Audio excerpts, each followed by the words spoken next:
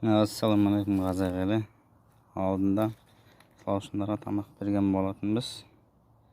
Қазір солардың жағдайын көрейік.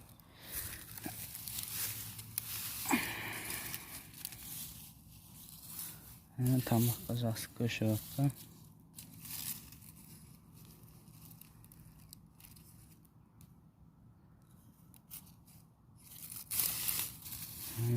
Не істеп отыр екен?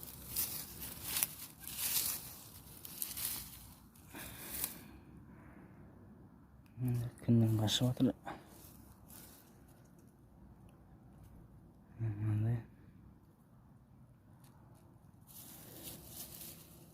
Тамаққа жақсы көшіп жатыр.